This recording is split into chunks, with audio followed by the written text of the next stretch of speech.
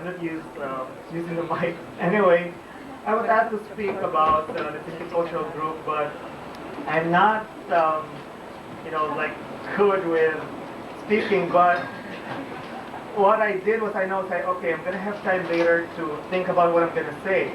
And watching all these great performers, I can't even think, I was like blown away with what they, the performance. So I just want to, thank Riksha. Before I forget, I want to thank Riksha for inviting us.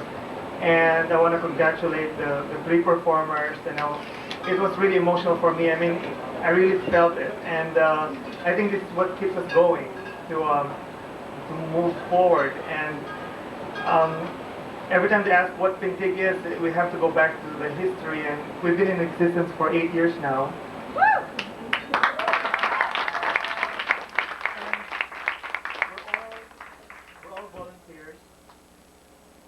About 30 volunteers we have right now, and from what I remember, what we wanted to do is we want to use art as our tool to promote social change. And for this year, on our 8th theater season, we are going to have we're going to present this coming October, and we have some flyers that we're going to distribute later. We're going to give you an excerpt of one of the one-act play that we have. So it's called Flipside. It's the title of the play. It's a 2 one-act play. One is Alien Citizen, and the excerpt that you're going to see right now is called Dang Dang Kids. Dang Dang Kids is a story of 2 generations of Filipino and African American families and how they cope up with tragic consequences of the Vietnam War. So it's set in the 1972, and it's written by Miss Vinluan, and she's a playwright based in New York. I'm going to present the actors: Danielle Finley, Amy Alda, and Ermena Vinluan.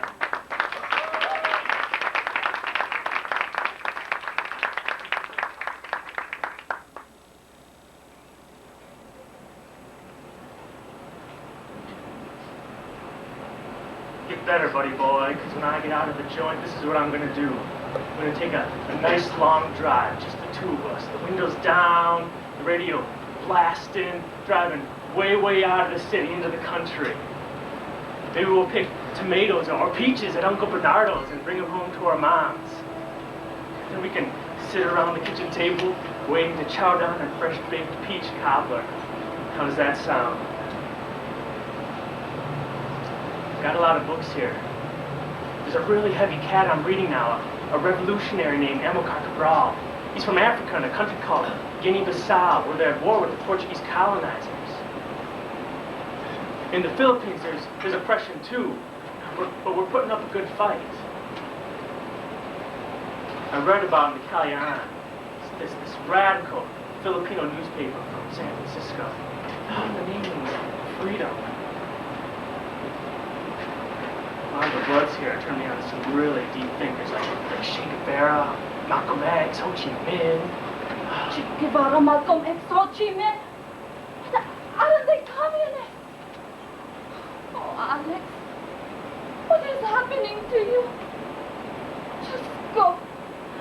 I cannot believe my own son, my own flesh and blood in this place. My Alex, the shame. How can you throw away your life in a place like this? Would you rather I throw my life away in a war I don't believe in? You are the eldest of the family. We gave you all the privileges. But you forget. You must take on all the responsibilities too. Look at you. What kind of example are you for your brothers and sisters? Where did you get those drugs, huh? Where did you get those drugs? I brought it with me from Vietnam. How did you get those drugs there? Mom, they're everywhere. And don't forget, I was a medic. One of my medical supply officers in Da Nang was nothing but a pothead. And we got high all the time, got us anything we wanted. Everything was out of control there. It was crazy. There's no war going on over there. That's just one big joke. Oh, Alex. When I first came here to this country, I was so lonely. I don't know anybody when I arrived here. All day, I was alone in the house while your daddy's at work. I could not wait for my first son to be born. Then you came. My little one made me so happy. But I look at you and I think your daddy didn't come to see you like this. A criminal. Come on, Mom. Don't cry. Where's the bathroom? I'm going there. Gemma, ask the guard where the bathroom is and take her, okay? No, never mind. You stay here with your brother. I fucked up. She's taking it real bad. She'll be okay. His daddy was taking it really bad. You're lucky he can't get you while you're in here. Yeah, that's what you think. What do you mean? Did you ever get that feeling that Mom has crawled out of her skin and into yours? You know, because she's trying to live her life through yours? Like Invasion of the Body Snatchers. Well, yeah. And Dad's trying to live the American dream through me. I mean, how do you think I ended up in college, pre-med? Mom wants me to be a lawyer because I'm always arguing and talking back. Remember when we were kids? I mean, how Mom and Dad would always take us for walks on campus, you know, what, San Francisco State, Berkeley. Yes, I remembered. One of Daddy's hands would take one of mine as he pointed way up to the Campanile or way up to a hulking gray building and another and another. He gets so excited. Because they were weaning us on their fantasies. You know, when I finally ended up in one of those hulking gray buildings, that's when I could feel Dad crawling under my skin. And after a while, I just couldn't take it anymore. I had to drop out. You dropped out? I thought they drafted you. Yeah, well, that's Mom and Dad's secrets. You mean you joined the goddamn Marines? Well, they were going to draft me anyway because of the lottery, and you know, my draft number was too high. Why the gung-ho Marines? I don't know, I wanted to be a medic, and because the fucking Marines are so gung-ho, they need more medics than anyone. I don't know, it was stupid. At least you're saving lives instead of taking them. No, I'm not. I'm just cleaning up other people's bloody messes. I think I signed up to be a medic so that Mom and Dad could still hope I'd end up a medic. I mean, it's just, God, there's so much time I have here, and I think it's just gonna be soul-searching time, Jenna. Mom and Dad may get on my nerves, but I'm not letting them get under my skin. I told her how I felt like she was treating me like their personal property. I know. The way they're sending me to college, I feel like a piece of investment stock. They even have an investment club. They meet every month. They even have a name for it. The Ding Dong Club. Ding Dong Club. They pool their millions of dollars and share their hot tips on the stock market.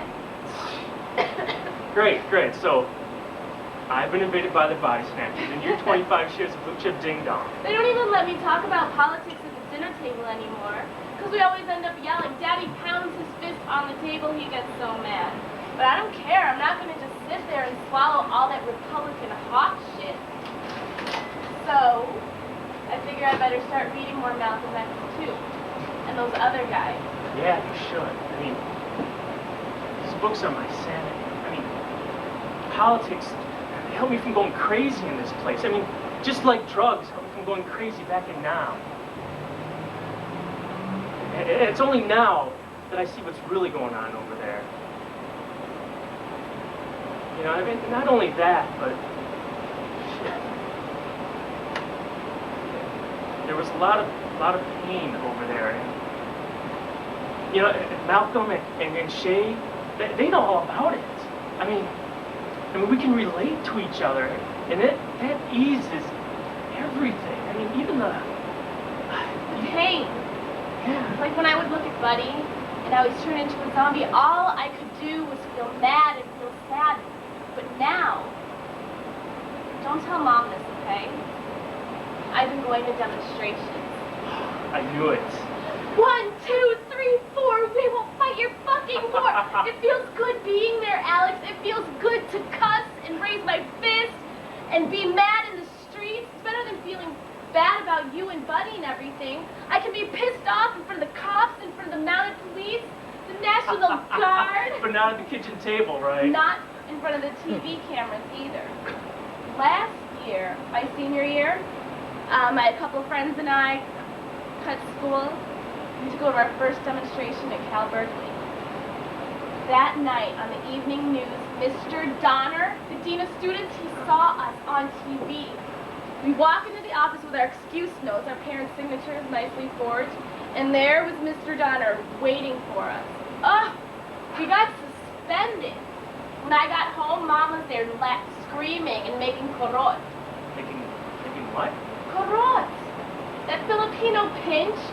Oh, how could you forget when Mom would pinch you right here and twist the skin so hard it burned? Oh, I remember. Oh, man. When Daddy got home from work, man, did he nearly beat the hell out of me. Mom had to come between us. She was standing over me like this, screaming, yelling for Daddy to stop. Yeah, the home front. She stopped him? Yeah. Hey, just don't get arrested, all right? One jailbird in the family's enough. Don't worry. Yeah, sure. Even if I do get arrested, you won't find me trying to come home for a while. So, tell me something else. What's a Maoist? Maoist? Follower of Mao Zedong, chairman of the Communist Party of China. Why, are you a Maoist? What are you writing? Notes. I'm taking notes. I think I'm a leftist. I'm not a right-winger. I'm not a fence-sitter. That makes me a leftist, right? Maybe it's just my personality. A leftist personality. No such animal. Man, you are still such a kid. That's not what I meant. I meant I have a radical personality. I'm a rebel. A rebel, I'll give you that. But you're still a half-baked leftist. I don't do anything halfway. Yeah, I'll give you that too. But that means you gotta read, Gemma. I mean, a mature leftist reads everything. Just, history and philosophy. Okay, but first tell me about the Viet Cong. Are they Maoists? No. And the Filipino revolutionaries, are they Maoists? Well, there's a Mato Guerrero. Mato Guerrero. Yeah. Oh, what a gorgeous name!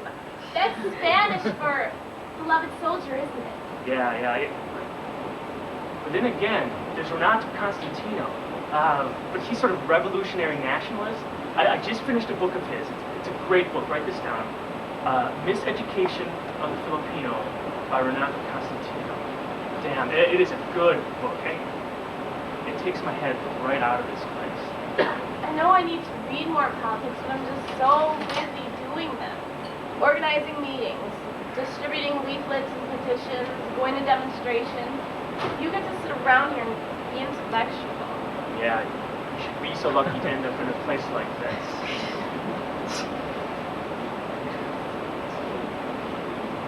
So how's Buddy?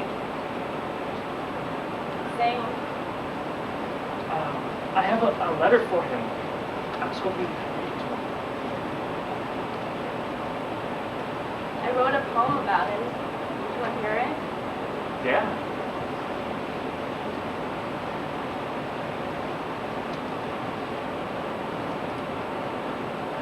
They sent my cousin Buddy home from Nam in a box. A strange kind of box. Invisible. Still, it held all that was left of him. Without walls, it enclosed him. An asylum of silent terror. Now we feed and dress my cousin, whose trophies line the bookshelf in his room.